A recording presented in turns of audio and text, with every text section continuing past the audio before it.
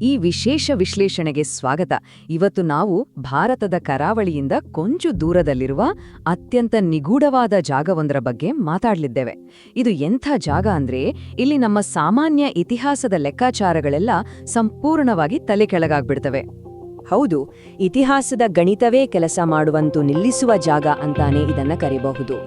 1991ರಲ್ಲಿ ಸಮುದ್ರದ ತಳವನ್ನು ಮ್ಯಾಪಿಂಗ್ ಮಾಡುವಾಗ ಒಂದು ಅಚ್ಚರಿಯ ವಿಷಯ ಬೆಳಕಿಗೆ ಬಂತು.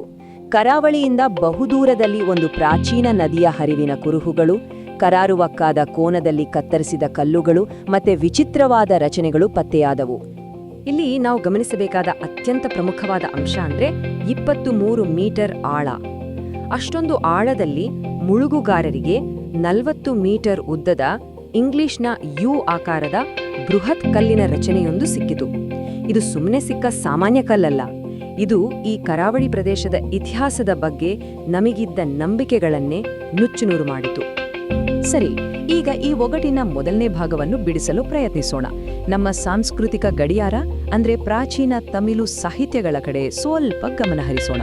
ಈ ಪಠ್ಯಗಳು ಪೂಂಪುಹಾರನ್ನು ಕೇವಲ ಒಂದು ಕಟ್ಟುಕತೆ ಅಂತ ಹೇಳುವುದಿಲ್ಲ, ಬದಲಾಗಿ ಅದೊಂದು ಅತ್ಯದ್ಭುತ ಮೂಲಸೌಕರ್ಯವಿದ್ದ ನಗರವಾಗಿತ್ತು ಅಂತ ವರ್ಣಿಸುತ್ತವೆ. ಪಟ್ಟಿನಪಾಲೆ ಕಾವ್ಯದಲ್ಲಿ ವಿವರಿಸಲಾದ ವ್ಯವಸ್ಥೆಯನ್ನ ನೋಡಿದರೆ ಎಂಥವರೂ ಬೆರಗಾಗಲೇಬೇಕು. ದೊಡ್ಡ ದೊಡ್ಡ ಸಮುದ್ರದ ಹಡಗುಗಳು, ಅಲ್ಲಿಂದ ಸಣ್ಣ ದೋಣಿಗಳು, ನಂತರ ಬೃಹತ್ ಉಗ್ರಾಣಗಳು, ಹಾಗೆ ಕೊನೆಯದಾನಿ ಮಾರುಕಟ್ಟೆಗಳು. ಅಂದ್ರೆ ಇದೊಂದು ಅತ್ಯಂತ ಚಟುವಟಿಕೆಯಿಂದ ಕೂಡಿದ್ದ ವ್ಯವಸ್ಥಿತವಾದ ಲಾಜಿಸ್ಟಿಕಲ್ ಬಂದರ್ ನಗರಿಯಾಗಿತ್ತು ಅನ್ನೋದು ಇದರಿಂದ ಸ್ಪಷ್ಟವಾಗ್ತದೆ. ಹಾಗೆ ಅಲ್ಲಿ ಆಮದಾಗುತ್ತಿದ್ದ ವಸ್ತುಗಳ ಪಟ್ಟಿಯನ್ನು ನೋಡಿದರೆ ನಿಜಕ್ಕೂ ಆಶ್ಚರ್ಯವಾಗುತ್ತದೆ.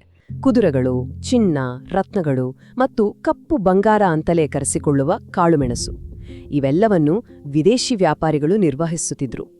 ಅಂದ್ರೆ ಇದು ಕೇವಲ ಒಂದು ಸಣ್ಣ ಹಳ್ಳಿಯ ವ್ಯಾಪಾರವಾಗಿರಲಿಲ್ಲ.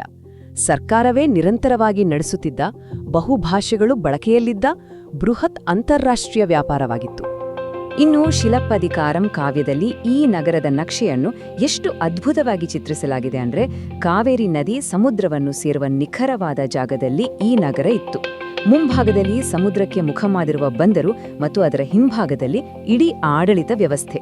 ಇದು ನಮ್ಮ ಸಾಂಸ್ಕೃತಿಕ ಸ್ಮರಣೆಯಲ್ಲಿ ಅಚ್ಚಳಿಯದೆ ಉಳಿದಿರುವ ನೈಜ ಬಂದರು ನಗರದ ಕರಾರುವಕ್ಕಾದ ವಿನ್ಯಾಸ.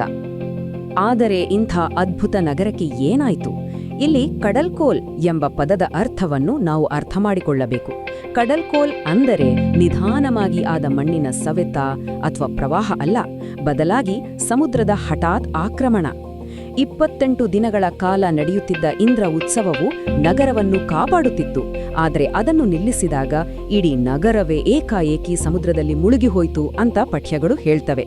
ಅಂದರೆ ಅದು ನಿಧಾನವಾಗಿ ನಾಶವಾಗಲಿಲ್ಲ, ಕಣ್ಣು ಮುಚ್ಚಿ ಬಿಡುವಷ್ಟರಲ್ಲಿ ಕಣ್ಮರಿಯಾಗಿ ಬಿಟ್ಟು. ಈಗ ಕಾವ್ಯಗಳಿಂದ ಸ್ವಲ್ಪ ಹೊರಬಂದು ವಿಜ್ಞಾನದ ಕಡೆ ಗಮನ ಹರಿಸೋಣ. ಸಮುದ್ರದ ತೀರದಿಂದ 5 ಕಿಲೋಮೀಟರ್ ದೂರದಲ್ಲಿ ಸಮೀಕ್ಷೆ ನಡೆಸಿದಾಗ ಅಲ್ಲಿನ ಭೌಗೋಳಿಕ ಗಡಿಯಾರವು ನಮ್ಮ ಸಾಂಸ್ಕೃತಿಕ ಪಠ್ಯಗಳಿಗೆ ಸಂಪೂರ್ಣವಾಗಿ ವಿರುದ್ಧವಾದ ಕಥೆಯನ್ನ ಹೇಳಲು ಶುರು ಮಾಡುತ್ತದೆ. ವಿಜ್ಞಾನದ ಪ್ರಕಾರ ಭೂಮಿಯ ಒಳಗಿನ ಬೃಹತ್ ಬದಲಾವಣೆಗಳಿಲ್ಲದೆ ಕರಾವಳಿಗಳು ತಾವಾಗಿಯೇ ಜಾಗ ಬದಲಾಯಿಸುವುದಿಲ್ಲ. ಹಾಗಾಗಿ ಈ 23 ಮೀಟರ್ ಆಳ ಅನ್ನೋದು ಕೇವಲ ಒಂದು ಸ್ಥಳೀಯ ಕಟ್ಟುಕತೆ ಅಲ್ಲ, ಬದಲಾಗಿ ಹಿಮಯುಗದಿಂದೀಚೆಗೆ ಜಾಗತಿಕ ಸಮುದ್ರ ಮಟ್ಟದಲ್ಲಿನ ಬದಲಾವಣೆಗಳನ್ನು ಅಳೆಯುವ ಅತ್ಯಂತ ನಿಖರವಾದ ಟೈಮ್ ಸ್ಟ್ಯಾಂಪ್ ಆಗಿದೆ. ಭೌಗೋಳಿಕ ಲೆಕ್ಕಾಚಾರಗಳ ಪ್ರಕಾರ ನೋಡಿದ್ರೆ ಈ 23 ಮೀಟರ್ ಆಳದಲ್ಲಿರುವ ಭೂಮಿ ಕೊನೆಯ ಬಾರಿಗೆ ಸೂರ್ಯನ ಬೆಳಕನ್ನು ಕಂಡಿದ್ದು ಯಾವಾಗ ಗೊತ್ತೇ? ಕನಿಷ್ಠ 11ರಿಂದ 15,000 ವರ್ಷಗಳ ಹಿಂದೆ. ಹೌದು, ಇದು ವಿಜ್ಞಾನ ನಮಗೆ ಕಟ್ಟುನಿಟ್ಟಾಗಿ ಹೇಳುತ್ತಿರುವ ಲೆಕ್ಕ. ಇಲ್ಲೇ ಶುರುವಾಗುವುದು ನೋಡಿ ಅಸಲಿ ಸಮಸ್ಯೆ. ಇವೆರಡೂ ವಿಷಯಗಳನ್ನು ಒಟ್ಟಿಗಿಟ್ಟು ನೋಡಿದಾಗ ಸಮುದ್ರ ಪುರಾತತ್ವ ಶಾಸ್ತ್ರಜ್ಞರು ಈಗ ಎಂಥ ಅಸಾಧ್ಯವಾದ ಗೊಂದಲದ ಸುಳಿಯಲ್ಲಿ ಸಿಲುಕಿಕೊಂಡಿದ್ದಾರೆ ಅನ್ನೋದು ಅರ್ಥವಾಗುತ್ತದೆ.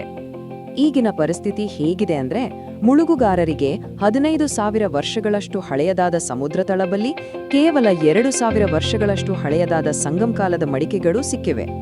ಅಚ್ಚರಿಯ ವಿಷಯ ಅಂದ್ರೆ, ನಮ್ಮ ಸಾಂಸ್ಕೃತಿಕ ಗಡಿಯಾರ ಮತ್ತು ಭೌಗೋಳಿಕ ಗಡಿಯಾರ ಈ ಎರಡೂ ಕೂಡ ಸುಳ್ಳು ಹೇಳುತ್ತಿಲ್ಲ. ಇತಿಹಾಸದ ಪುಸ್ತಕಗಳಲ್ಲಿ ಹೇಳುವ ಸಾಮಾನ್ಯ ಬಿರುಗಾಳಿ ಅಥವಾ ಕರಾವಳಿ ಸವೆತದ ವಿವರಣೆಗಳು ಈ ಎರಡು ಸತ್ಯಗಳ ಮುಂದೆ ನಿಲ್ಲುವುದೇ ಇಲ್ಲ. ಏಕೆಂದ್ರೆ ಮಣ್ಣಿನ ಸವೆತದಿಂದ ಒಂದು ಇಡೀ ನಗರ ಸಮುದ್ರದೊಳಗೆ 5 ಕಿಲೋಮೀಟರ್ ದೂರಕ್ಕೆ ಹೋಗಲು ಸಾಧ್ಯವೇ ಇಲ್ಲ. ಹಾಗಾದ್ರೆ ಒಂದೋ ಈ 2000 ವರ್ಷಗಳ ಹಳೆಯ ನಗರ ಇರಲೇಬಾರದಂತಹ ಭೂಮಿಯ ಮೇಲೆ ಕುಳಿತಿತ್ತು, ಇಲ್ಲವೇ ಆ ಭೂಮಿ 15,000 ವರ್ಷಗಳ ಹಿಂದೆಯೇ ಕಣ್ಮರೆಯಾಗಿತ್ತು. ಆಮೇಲೆ ಮತ್ಯಾರೋ ಬಂದು ಆ ಮುಳುಗಿದ ಸಮುದ್ರ ತಳದಲ್ಲಿ ಈ ಐತಿಹಾಸಿಕ ಮಡಿಕೆಗಳನ್ನು ಬಿಟ್ಟು ಹೋದ್ರು ಅಂತ ಒಪ್ಪಿಕೊಳ್ಬೇಕು. ಇವೆರಡೂ ಎಷ್ಟೊಂದು ವಿರೋಧಾಭಾಸದಿಂದ ಕೂಡಿವೆ ಅಲ್ವಾ? ಈ ಅಸಂಗತತೆ ಎಷ್ಟು ದೊಡ್ಡದು ಅಂತ ಅರ್ಥ ಮಾಡ್ಕೊಳ್ಬೇಕಾದ್ರೆ ನಾವೊಮ್ಮೆ ಇತಿಹಾಸದ ಟೈಮ್ ಲೈನ್ ಅನ್ನು ನೋಡಬೇಕು. ಪ್ರಪಂಚದ ಅತ್ಯಂತ ಹಳೆಯ ಸ್ಮಾರಕಗಳಾದ ಗೊಬೆಕ್ಲಿ ಟೆಪೆ ಅಥವಾ ಸುಮೇರ್ ನಗರಗಳು ನಿರ್ಮಾಣವಾಗುವ ಸಾವಿರಾರು ವರ್ಷಗಳ ಮೊದಲೇ ಈ ಭೂಮಿ ಸಮುದ್ರದಲ್ಲಿ ಸಂಪೂರ್ಣವಾಗಿ ಕಣ್ಮರೆಯಾಗಿತ್ತು. ಈ ರಹಸ್ಯವನ್ನು ಭೇದಿಸಲೇಬೇಕು ಅಂತ ಈಗ ಹೊಸ ನೀರೊಳಗಿನ ಕಾರ್ಯಾಚರಣೆಗಳು ಶುರುವಾಗಿವೆ. ಅವರು ಸಮುದ್ರದ ಅಡಿಯಲ್ಲಿ ಪ್ರತಿಯೊಂದು ಕಲ್ಲನ್ನು ಎಚ್ಚರಿಕೆಯಿಂದ ಮ್ಯಾಪ್ ಮಾಡ್ತಿದ್ದಾರೆ. ಆದರೆ ಸದ್ಯಕ್ಕಂತೂ ಅಲ್ಲಿಂದ ಕೇವಲ ಮೌನವಷ್ಟೇ ಸಿಗ್ತಿದೆ. ಯಾವುದೇ ಅಂತಿಮ ದಿನಾಂಕಗಳಾಗಲಿ ನಿರ್ಧಾರಗಳಾಗಲಿ ಹೊರಬಿದ್ದಿಲ್ಲ. ಈ ನೀರೊಳಗಿನ ಸಂಶೋಧನೆಯ ಫಲಿತಾಂಶಕ್ಕಾಗಿ ನಾವು ಕಾಯ್ತಿರುವಾಗಲೇ ಸ್ವಲ್ಪ ಹಿಂದಕ್ಕೆ ಸರಿದು ನೋಡಿದ್ರೆ ಇದೇ ನಗರದ ಮೂಲ ದೇವತೆಗೆ ಸಂಬಂಧಿಸಿದ ಮತ್ತೊಂದು ಬೃಹತ್ ಸಾಂಸ್ಕೃತಿಕ ರಹಸ್ಯ ನಮ್ಮ ಕಣ್ಣಿಗೆ ಬೀಳುತ್ತದೆ. ಇದು ನಿಜಕ್ಕೂ ಬೆರಗುಗೊಳಿಸುವ ವಿಷಯ. ಋಗ್ವೇದದ ಅತ್ಯಂತ ಪ್ರಮುಖ ದೇವರಾದ ಇಂದ್ರನ ಪ್ರಾಮುಖ್ಯತೆ ಉತ್ತರ ಭಾರತದಲ್ಲಿ ಕಾಲಕ್ರಮೇಣ ಕಡಿಮೆಯಾಗುತ್ತಾ ಬಂತು. ಆದರೆ ಉಪಖಂಡದ ದಕ್ಷಿಣ ತುದಿಯಲ್ಲಿರುವ ಪೂಂಪುಹಾರನಲ್ಲಿ ಮಾತ್ರ ಇಂದ್ರನು 28 ದಿನಗಳ ಬೃಹತ್ ರಾಜ್ಯ ಉತ್ಸವದ ಮೂಲಕ ನಾಗರಿಕ ವ್ಯವಸ್ಥೆಯನ್ನು ಕಾಪಾಡುವ ಶಕ್ತಿಯಾಗಿ ಬಹಳ ಕಾಲದವರೆಗೆ ಉಳಿದುಕೊಂಡಿದ್ದನು. ಇದು ನಮ್ಮ ಸಾಂಸ್ಕೃತಿಕ ಸ್ಮರಣೆಯ ಬಗ್ಗೆ ಹೊಸ ಪ್ರಶ್ನೆಗಳನ್ನು ಹುಟ್ಟುಹಾಕುತ್ತದೆ. ಹಾಗಾದ್ರೆ ಈ ವೈದಿಕ ಪ್ರಪಂಚ ವಾಸ್ತವವಾಗಿ ಎಷ್ಟು ದೂರದವರೆಗೆ ವಿಸ್ತರಿಸಿತು ಮತ್ತು ಅದು ಎಷ್ಟು ಪ್ರಾಚೀನವಾಗಿತ್ತು? ಈ ಭೌಗೋಳಿಕ ಗೊಂದಲಗಳು ನಾವು ಒಪ್ಪಿಕೊಂಡಿರುವ ಇತಿಹಾಸದ ಟೈಮ್ಲೈನ್ಗಳನ್ನು ನಾವು ಊಹಿಸಿದ್ದಕ್ಕಿಂತಲೂ ಬಹಳ ಹಿಂದಕ್ಕೆ ತಳ್ಳುವ ಸಾಧ್ಯತೆಯನ್ನು ತೋರಿಸುತ್ತಿವೆ. ಇದು ಸಿಂಧೂ ವೈದಿಕ ಕೊಂಡಿಯ ಬಗ್ಗೆ ಇನ್ನಷ್ಟು ಆಳವಾದ ತನಿಖೆಗೆ ದಾರಿ ಮಾಡಿಕೊಡುತ್ತಿದೆ. ಕೊನೆಯದಾಗಿ ಒಂದು ದೊಡ್ಡ ಪ್ರಶ್ನೆ ನಮ್ಮೆದುರು ನಿಲ್ಲುತ್ತದೆ.